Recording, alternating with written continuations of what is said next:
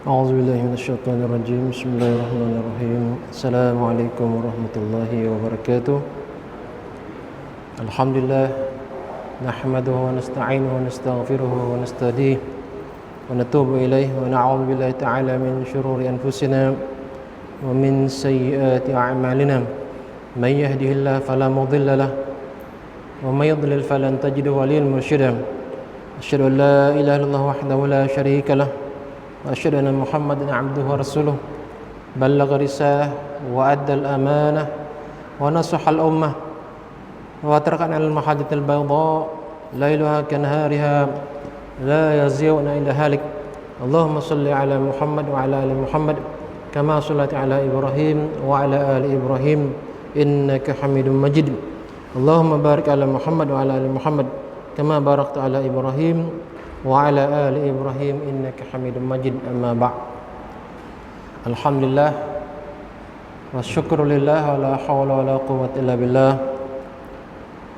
Bersyukur kita kehadirat Allah SWT dan sekali lagi mempertemukan kita dalam majlis yang mulia, sebagaimana mulianya majlis solat 5 waktu, maka begitulah juga majlis ilmu adalah majlis yang sangat mulia, sebab dia ataupun dengan sebab dialah, dengan sebab majlis ilmu inilah kita semakin tahu tentang agama kita, kita semakin jelas tentang solat yang kita kerjakan. Adakah solat kita sah ataupun tidak? Adakah solat kita sempurna ataupun tidak? Tergantung kepada sejauh mana kita mengikuti majlis-majlis ilmu, berlainan dengan orang yang memang semasa mudanya memang dia duduk dalam madrasah, belajar di pondok sampailah ke peringkat universiti dan sebagainya. Maka mereka ini memang mereka memahami dengan jelas tentang agama ini. Tetapi ada di antara kita, ada di antara masyarakat yang tidak berpeluang untuk memahami Islam ini secara formal. Sebab dulu mungkin ibu bapa tidak memberikan galakan. Mungkin dulu juga belum ada madrasah-madrasah seperti yang ada sekarang ini. Banyak faktor-faktor yang menyebabkan tidak ramainya ataupun tidak ada galakan untuk masyarakat kita, termasuk kita mungkin, untuk belajar agama secara formal. Tetapi ini tidak menjadi penghalang untuk kita mendalami agama melalui institusi masjid. Masjid yang ada ini merupakan kesempatan untuk kita mendengar penjelasan-penjelasan daripada asatizah, daripada ustaz-ustaz, sama ada dalam bidang fiqh, hadis, tafsir, akidah dan sebagainya. Maka ini merupakan kewajipan kepada setiap muslim. Talabul ilmi faridatun ala kulli muslim.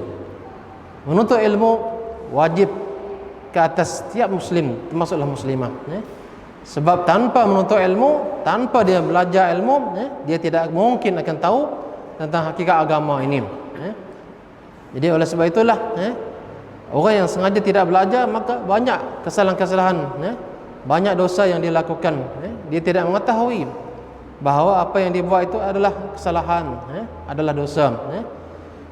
Dan tidak susah untuk seorang mengumpul pahala.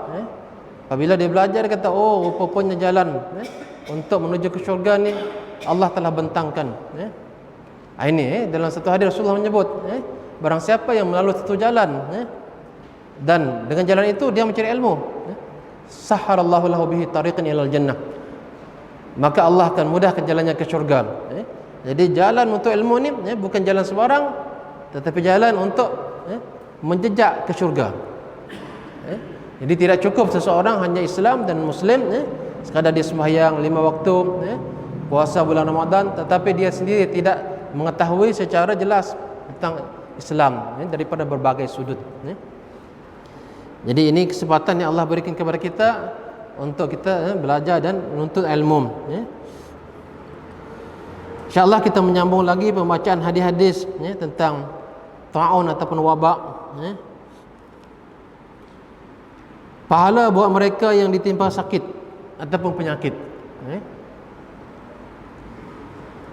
An Abi Musa al-Asy'ari radhiyallahu anhu qala Rasulullah sallallahu alaihi wasallam idza marida al-'abdu aw safara kutiba lahu mithlu ma kana ya'malu muqiman sahiha. Hadis rawahu al-Bukhari.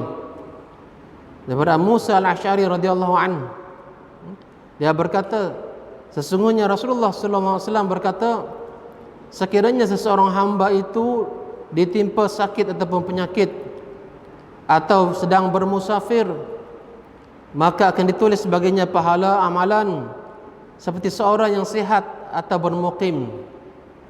Masya-Allah ya. Jadi hadis ini diriwayatkan oleh Imam Bukhari ya. Dan ini merupakan hadis pendek tetapi memberikan khabar gembira kepada orang yang ketika dia sehat dia konsisten beramal, jaga sembahyangnya, jaga baca Qurannya, jaga wiridnya, bersedekah, pergi ke masjid, berjamaah di masjid, banyak bermacam-macam bentuk amal soleh yang dibuat. Ketika dia sakit, dia tak mampu untuk melakukan amal-amal yang pernah dia buat ketika dia sehat. Maka Rasulullah sebut dalam hadis ini. Jadi dia kata, jadi seseorang yang ditimpa sakit, maka dia tak mampu untuk beramal seperti biasa. Kadang-kadang dia cuma baring di atas katil, tak mampu untuk berdiri solat seperti biasa, tak mampu nak pergi ke masjid, ataupun dia sedang bermusafir. Kita tahu orang yang bermusafir ini disunatkan untuk solat jamak dan qasar. Bila solat jamak dan qasar ni dia macam kurang. Kalau zuhur 2 rakaat, asar 2 rakaat dijamakkan, dan qasar, tetapi pahalanya sama, sama macam dia melakukan amal tersebut ataupun solat tersebut dalam keadaan mukim, sama, walaupun dia tidak melakukan 4 rakaat qabliyah ba'diyah. Allah catat sempurna. Ini kelebihan dia. Tetapi dengan syarat ketika dia sihat, ketika dia tidak musafir, memang dia jaga sungguh. Dia jaga sungguh. Berlainan dengan orang yang ketika dia sihat dia tak hirau sangat, ala kadar saja, tak jaga sangat. Sembahyang waktu 5 waktu mungkin dia jaga, tetapi yang sunat-sunat, apa-apa amalan salat, amal soleh yang lain dia tak hirau sangat. Ketika dia sakit, Allah pun tak buat seperti mana orang yang mendapat ganjaran pahala ketika dia sakit, seolah-olah dia masih sihat. Ketika dia musafir, seolah dia masih mukim. Macam tu sekali. Jadi ini kesempatan, maksudnya tengok ada hamba Allah yang di dulu aktif ke masjid, sekarang dah tak dapat dah, solat di rumah saja. Sepanjang dia sakit sampai dia mati itu pahala dia dapat, seolah dia berjamaah dengan kita. Dengan syarat dia semasa dia sihat memang dia lazim dan istiqamah menjaga amal-amal solehnya, wirid-wiridnya, al-maksuratnya, al-manzil, apa lagi, bacaan Qurannya, dijaga terus. Ketika sakit tu memang tak mampu dah, tak mampu dah. Hadis ini adalah khusus bagi mereka yang ditimpa sakit dan tidak mampu untuk menunaikan amalan seperti biasa. Ini kerana mereka yang sakit atau bermusafir terkadang tidak berpeluang untuk menunaikan amalan yang telah biasa dilakukan ketika sehat atau ketika dia bermukim. Mukim tak musafir, duduk di kampung dia. Lalu Rasulullah SAW menjelaskan bahawa mereka yang terhalang daripada melakukan ibadah kerana dia sakit, maka Allah akan tetapkan ataupun tetap memberikan baginya pahala seperti mana dia sedang sihat dahulu. Itu sama ada penyakit tersebut lama sampai dia meninggal, ataupun mungkin sehari 2 hari, ataupun sebulan, lepas itu dia sihat balik, maka ketika dia tak sihat inilah ganjaran pahala tu macam dia masih sihat, macam dia ketika dia sihat. Orang yang beriman akan sentiasa rindu untuk melakukan ibadah sekalipun dalam keadaan sakit. Orang yang memang dah biasa beribadah, biasa pergi masjid, biasa baca Quran, biasa sedekah, tiba-tiba sakit tu, aduh dia rasa rindu, ya. Bila kita dihadapkan dengan PKP, ataupun PKPP sekarang ni, PKP ni okey dah, ya. Kalau dulu PKP, memang kita tak boleh nak berjemaah, ya, di masjid, di surau, ya. Solat Jumaat pun tak boleh, ya. Keluar rumah pun seorang-seorang, ya. Jadi ini menyebabkan kita rasa sedih, ya. Ataupun orang yang sakit ni lagi lah, ya. Ini dalam PKP pun kita rasa sedih, ya. Orang pun semua cakap, kata, "Oi, rindunya, ya, nak pergi masjid." Ada sahabat-sahabat, ya, di Mekah, ya. Sahabat saya lah, ya. Dia ambil gambar masjid daripada jauh, ya. Dia tunjukkan, oh, semuanya rindu, ya, nak pergi masjid. Semua rindu nak pergi surau, ya. Tetapi bagi orang yang jarang pergi masjid dan surau, tak ada apa, ya. Tengok, apa hal dia orang yang rindu-rindu dengan masjid dan surau? Dia tak menghayati, ya, nikmat iman, ya, orang yang melakukan ibadah, ya. Itu Allah yang bagi dalam hati dia tu, ya. Dia tak datang tiba-tiba datang, ya. Automatically datang, ya. Dia usaha, ya. Dia hasil daripada usaha, ya. Hasil daripada ilmu yang dia dapat dan dia amalkan, dan dia dapat kemanisan iman, ya. Sehingga kan bila dia tak buat amal ni, dia rasa sedih, ya. Ya Allah, hari ni aku tak dapat baca Quran, ya Allah sibuk sangat, ya. Oh, hari ni aku tak dapat solat qabliyah subuh, oh sedihnya, ya. Hilang pahala, ya. Rasulullah sebut rakaatal fajr, ya, khairu minad dunya wa ma fiha. 2 rakaat sunat, ya, sebelum subuh lebih baik daripada dunia dan isi-isinya, ya. Kalau orang yang biasa jaga tu memang dia sedih, Allah sedihnya, ya. Sehingga ulama menyatakan boleh diqada, ya, selepas subuh.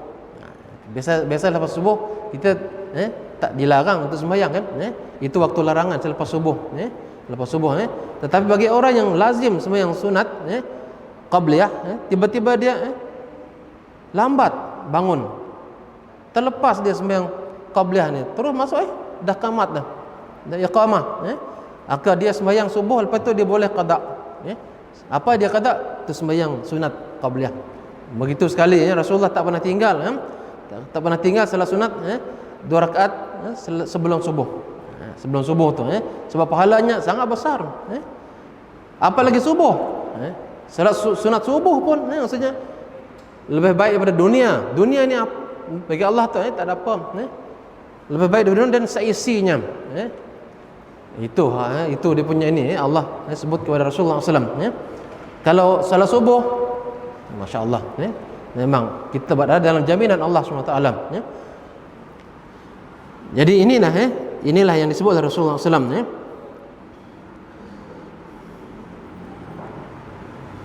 Jadi orang yang beriman sentiasa rindu untuk melakukan ibadah sekalipun dalam keadaan sakit. Dengan sebab itu apabila Abdullah bin Mas'ud radhiyallahu anhu berada dalam keadaan sakit, beliau didapati menangis dia, ya. Dia sakit menangis, ya. Bukan dia takut sebenarnya, ya. Dia rindu sebenarnya, ya. Dia rindu, ya. Tak boleh dia buat, ya. Lalu mereka yang menziarahinya bertanya, apakah engkau menangis karena sakit ini? Abdullah bin Mas'ud menjelaskan, innama abki annahu asabani ala hali fatrah. Sesungguhnya aku menangis kerana aku ditimpa tempoh penggantungan, ya. Iaitu tempoh aku tidak dapat melakukan ibadah seperti biasa, ya. Sedih, ya. Sebab dia sudah merasa kemanisan, ya.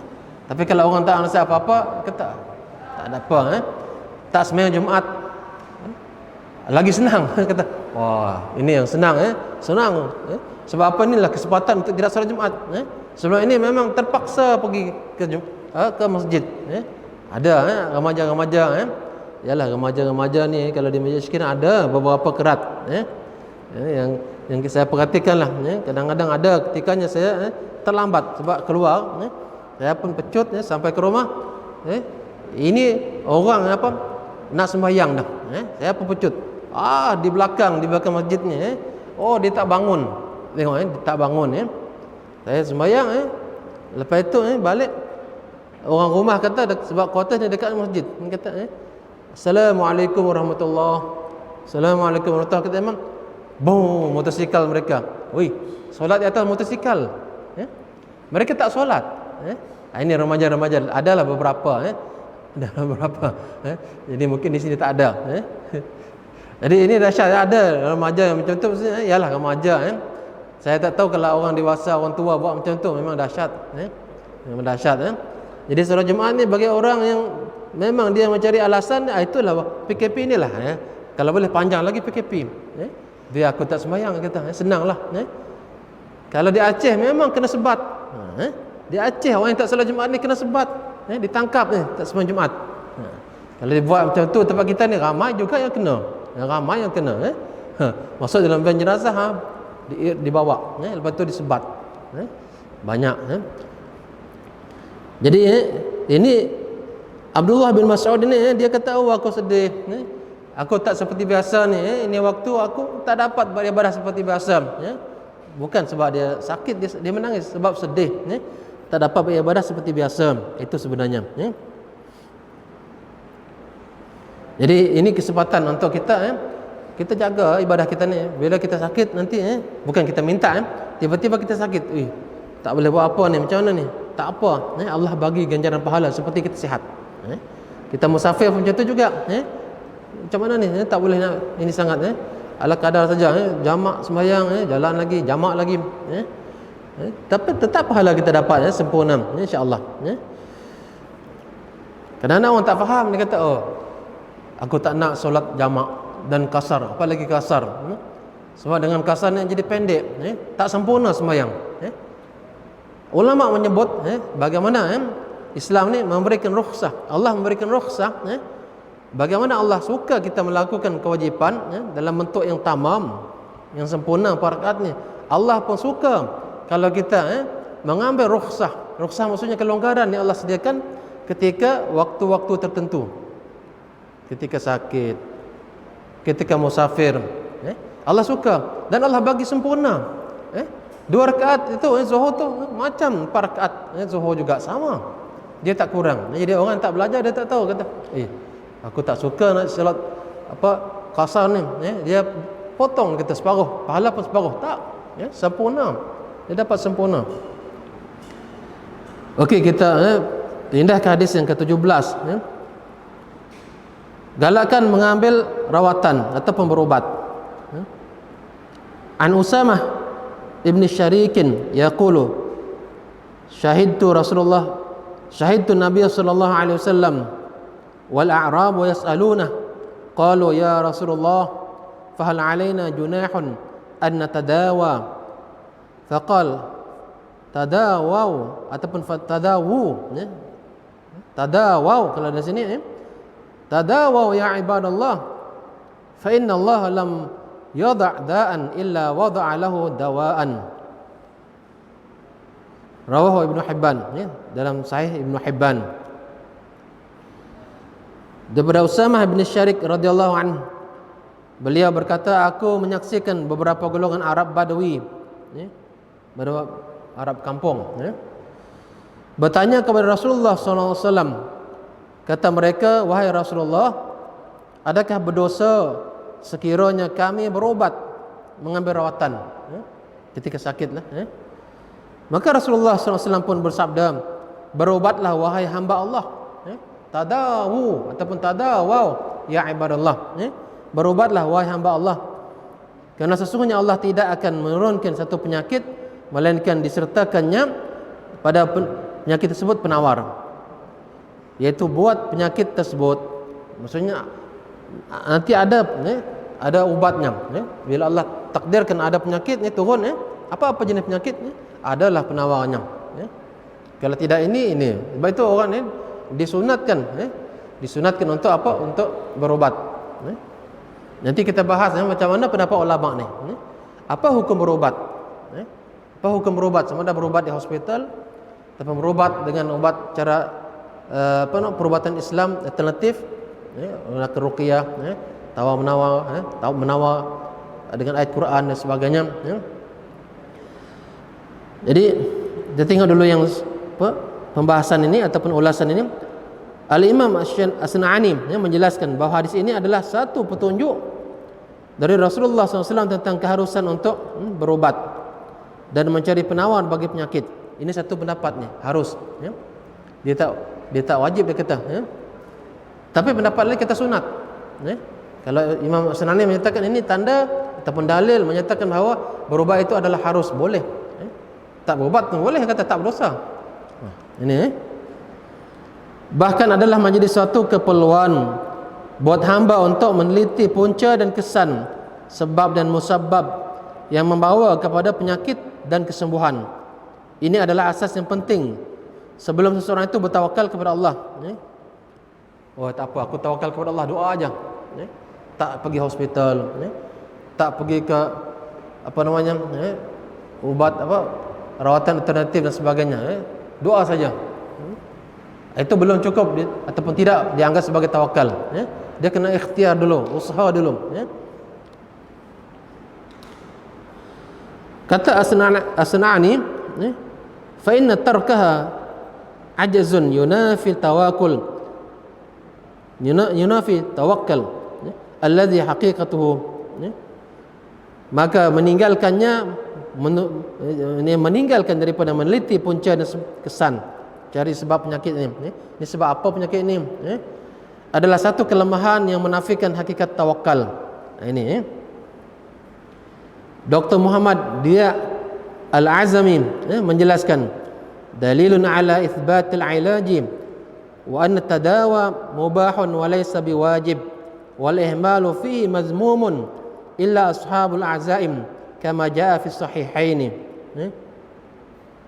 Hadis ini menjadi dalil kepada keperluan rawatan, perlu kita berubat, dan proses pengubatan itu adalah harus dan tidaklah wajib. Ini satu pendapat ni menyatakan harus. Mengabaikannya pula adalah dikeji, tak digalakkan. Biarlah sakit, tak apalah. Ini satu pendapat saya katakan. Melainkan buat mereka yang mempunyai keazaman yang tinggi seperti yang disebut dalam kitab Sahihain. Sekejap, saya nak cari apa, ada pendapat lain. Kita tengok pendapat tentang apa, tentang berubat ini. Jadi dalam berubat ini ada dua. Yang pertama hukumnya harus berubat. Yang kedua hukumnya sunat. Sunat. Kita tengok. Terdapat perbezaan pendapat dalam hukum berubat apabila sakit. Terdapat dua pendapat dan ia seperti berikut. Ini pendapat yang pertama, dianjurkan. Bila sebut dianjurkan, ini sunat. Ini dapat pahala berubat. Sunat untuk berubat ketika sakit. Ini berdasarkan hadis berikut daripada Usamah bin Syarik, yang kita baca tadilah. Hadis yang kita baca, Usamah bin Syarik. Dia berkata, saya menyaksikan bahawa orang Arab Badui bertanya kepada Nabi sallallahu alaihi wasallam, apakah ke atas kami terdapat larangan melakukan ini, itu berubat? Apakah ke atas kami terdapat larangan melakukan itu? Berubat juga maksudnya. Maka baginda berkata kepada mereka, wahai hamba Allah, Allah telah menentukan apa yang dilarang. Semua yang kalian tanya itu tidaklah dilarang, kecuali perbuatan orang yang mengambil sesuatu daripada harga diri saudara, iaitu mengaibkannya, memalukannya dan memfitnahkannya, maka itulah yang dilarang. Mereka bertanya lagi, wahai Rasulullah, apakah ke atas kami kesalahan andai kami tidak berubat ketika sakit? Mereka tanya lagi, kalau kami tak berubat, kira berdosakah? Baginda menjawab, berubatlah wahai hamba Allah.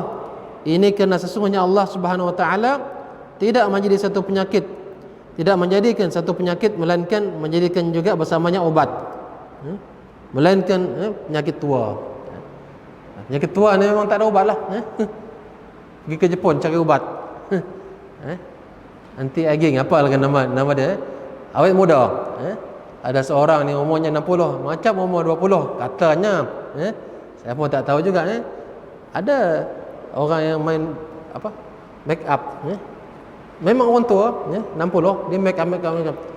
Tengok, macam 20 ke 30.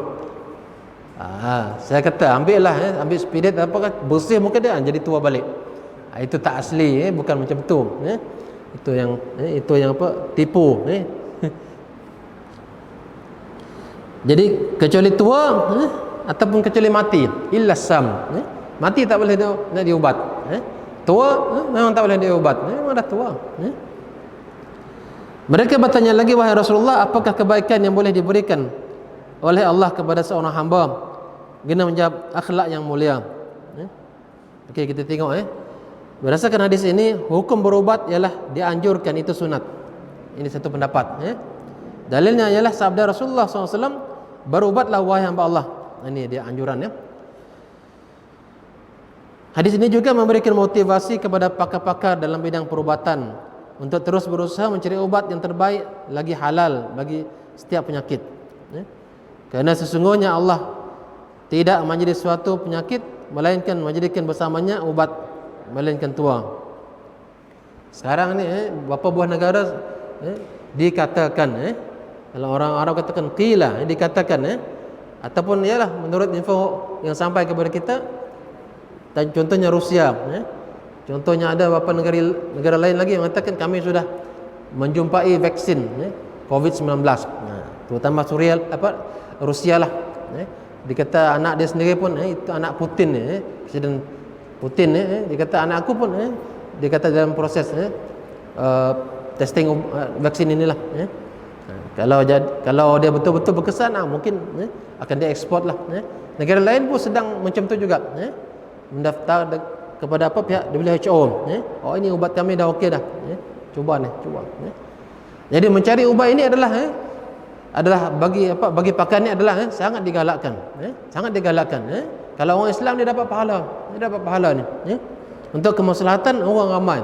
Apalagi dalam keadaan COVID macam ni, memang kita tengok banyak yang mati dah. Yang mati dah berapa dah? 700,000 dah. Banyak jangkitan dah, saya tak ikuti dah berapa jangkitan, lebih daripada 10 juta dah jangkitan seluruh dunia. Sangat dahsyat. Jadi dalam keadaan macam tu, maksudnya kalau mencari ubat tu memang sangat digalakkan. Pendapat yang kedua, diharuskan, mubah untuk berubat ketika sakit. Maksudnya seseorang yang diuji dengan penyakit memiliki pilihan, memiliki dua pilihan, nak berubat ke tidak berubat. Boleh. Dia tak berdosa, dia kata. Kalau berdosa, maksudnya orang yang sakit yang tak pergi hospital ni berdosa terus. Dosa semua. Apa tak pergi hospital? Dosa. Tak pergi hospital, dosa. Ya tak. Ini dia kata harus ni. Jadi seorang yang diuji dengan penyakit memiliki pilihan sama ada untuk berubat atau bersabar saja. Sabar ajalah. Ini berdasarkan hadis berikut. Atha bin Abi Rabah berkata, Abdullah bin Abbas berkata kepadaku, maukah aku tunjukkan kepadamu seorang wanita daripada ahli syurga? Ini kata Rasulullah. Raja sahabat ni Atha bin Rabah ni mengatakan kepada Abdullah bin Abbas, kata, nak tak aku tunjukkan wanita syurga? Dia belum mati lagi, masih di dunia lagi. Ini aku, itu Atha berkata, sudah tentulah nak tahu siapa dia wanita syurga ni. Masya-Allah. Ibnu Abbas itu Abdullah bin Abbas berkata, inilah, sambil menunjuk kepada seorang wanita berkulit hitam yang pernah datang kepada Nabi sallallahu alaihi wasallam dan berkata, wanita ini pernah datang jumpa Nabi sallallahu alaihi wasallam, minta didoakan supaya sembuh. Dan wanita ini sakit apa? Sawan. Kita tahu sakit sawan ini dia tak ada ubat setakat ini. Tak ada ubat. Kalau orang terkena tu memang dan kadang-kadang yang saya perhatikan ada beberapa kes di kampung saya dulu, budak ni umur belasan tahun lah, dia mandi di parit. Ketika dia mandi di parit ni, taklah dalam, tiba-tiba datang sawan dah, memang meninggal. Air tak dalam, mungkin sampai paras pinggang, tapi dia tak boleh nak kawal dah, jadi dia tenggelam dalam parit tu. Sebab dia terbaring, tak ada orang sedar. Sangat berbahaya. Itulah risiko sakit sawan ni. Tapi sakit sawan inilah yang diberikan khabar gembira oleh Rasulullah SAW. Tengok kita baca hadis ini. Jadi seorang wanita kulit hitam yang pernah datang kepada Rasulullah SAW dan berkata, sesungguhnya aku menghadapi penyakit sawan, epilepsi, dan aurat aku sering terbuka. Apabila aku diserang sawan, maka berdoalah kepada Allah untukku. Jadi dia minta Sawan tu memang orang macam histeria ataupun macam tak sedar diri. Kalau perempuan tu terbuka aurat, mungkin tudung tu terlepas, macam tu sakit sawan. Mungkin ada di antara kita pernah tengok orang sakit sawan ni berbuih mulut. Orang ambil apa, kain lah letak supaya dengan tergigit dia punya apa, lidah. Kadang dia tergigit putus, boleh putus. Jadi biasanya ada yang ambil sudu, kadang letak supaya dia tak tergigit lidah dia. Kadang letak kain dan sebagainya.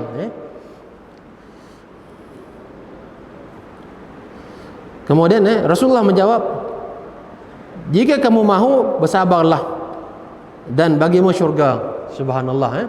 Kalau kau sabar, aku tak doakan, tetapi kau sabar sampai kau mati, kau dapat syurga. Namun jika kamu mahu, aku akan berdoa kepada Allah agar Allah menyembuhkan kamu. Nak pilih yang mana? Masya Allah. Syurga kah nak sembuh? Subhanallah. Masya Allah, dua-dua sebenarnya nak sembuh juga. Syurga pun nak juga. Tetapi wanita ini apa dipilih? Tuan-tuan dan puan. Rasulullah menjawab,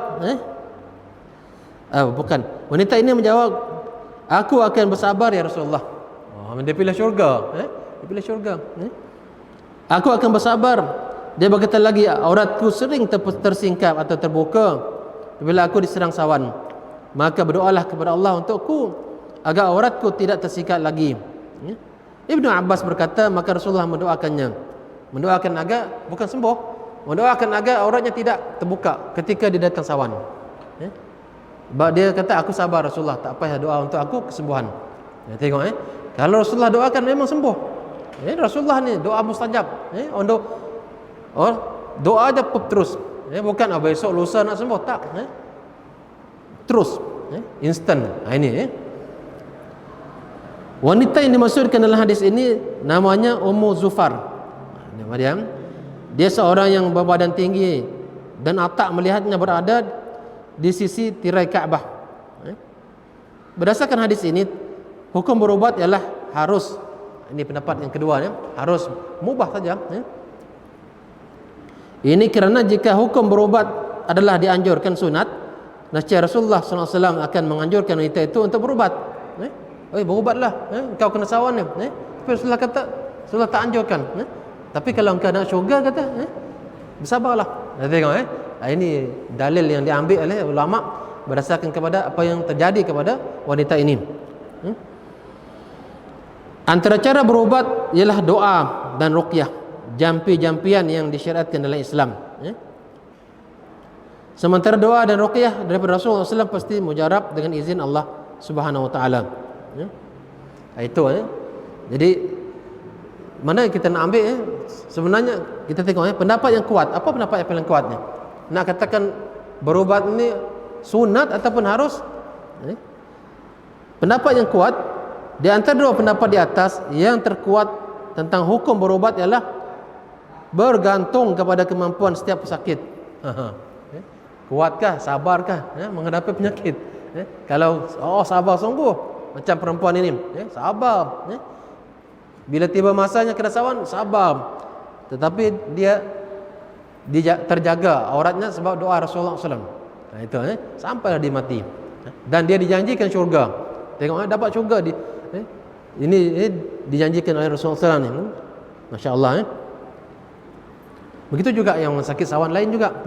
Itu ada kelebihan tu. Dia sakit sawan. Ada seorang orang imam di Mekah, di surau. Ini Darussalam, ni Darul Huda. So Darul Huda dekat rumah saya. Imam ni orang sibuk kalau tak silap. Dia sampai dia berhenti lah. Dia kena sawan. Ada waktunya dia kena sawan tu memang tak boleh nak buat apa-apa. Jadi saya teringat dengan hadis seorang wanita ni, Ummu Zufar ni yang kena sawan. Jadi setengah ulama menyatakan bahawa orang yang kena sawan ni seorang Muslim kalau dia sabar memang bagi dia syurga. Dengan dia menjaga solat dia, menjaga kewajipan-kewajipan yang lain. Ini. Sebab kalau kita perhatikan sakit sawan ni belum ada ubat lagi. Tak ada kita jumpa lagi ubat. Belum ada lagi. Biasanya sampai dia meninggal. Mungkin doktor bagi ubat penenang lah. Doktor tak boleh nak buat apa. Ruqyah pun setakat ini Allah alam. Jadi dia kata apa? Pendapat yang paling kuat adalah dia kata tergantung kepada kemampuan setiap orang ataupun setiap pesakit. Jika pesakit itu mampu bersabar, maka itulah yang terbaik baginya. Sabar. Jika pesakit itu ingin berubat, maka itulah yang terbaik baginya. Aku ingin berubat, tak tahan rasanya. Ada, ialah kita pun tak tahan. Dia tak tahan. Contohnya kita sakit gigi, tak tahan. Nak ibadah pun susah. Nak makan pun susah, nak bercakap pun susah, nak buat apa-apa pun susah. Walaupun gigi nampak kecil, tapi dia tu bila dia sakit seluruh badan kita ni kita rasa demam. Kita tengok tidur pun tak boleh. Jadi apa nak buat? Sabarkah? Dengan kita sabar, kita tak boleh buat kerja lain. Dalam keadaan macam ni elok kita pergi jumpa doktor. Doktor apa? Dentist. Doktor banyak, doktor sekarang doktor moh, doktor apa lagi banyak. Dia kata injek cabut, lega, dapat beribadah. Dan itu dikira ibadah juga. Berubat itu sunat, jadi dia dapat ibadah.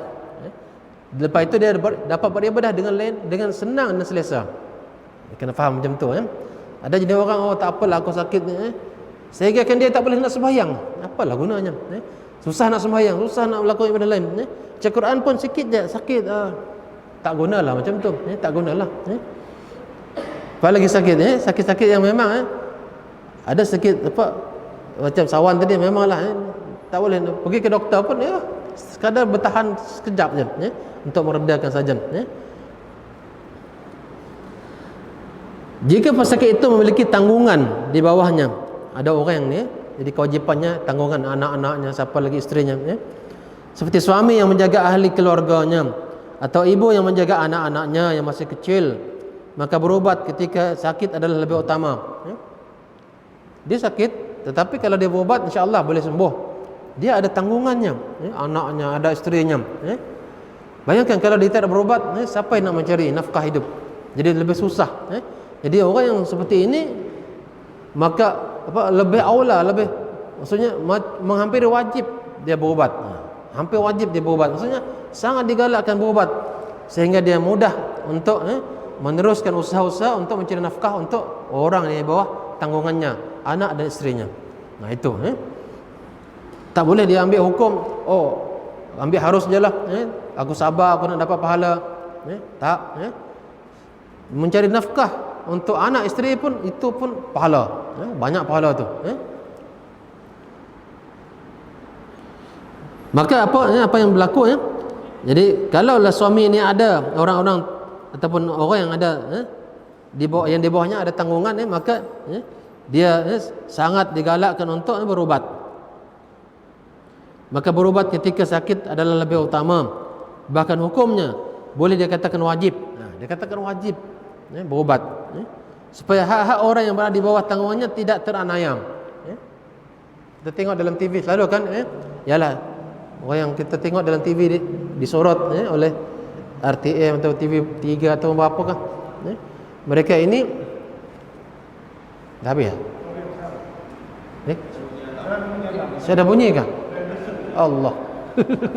Terima kasih. Okey, kami nunggu bunyinya. Kisah hal Jadi terima kasih banyak sebab ada yang memberi Jadi ala kulli hal kesimpulannya maksudnya marilah kita berubat untuk kita mendapat ganjaran pahala juga supaya kita dapat beribadah dengan mudah dan selesa, apalagi kalau kita ada tanggungan. Itu insya-Allah kita sambung lagi lah untuk masa akan datang insya-Allah. Terima kasih atas perhatian. Mohon maaf atas kelemahan dan kekurangan. Subhanakallahumma bihamdik asyhadu an la ilaha illa anta astaghfiruka wa atubu ilaik.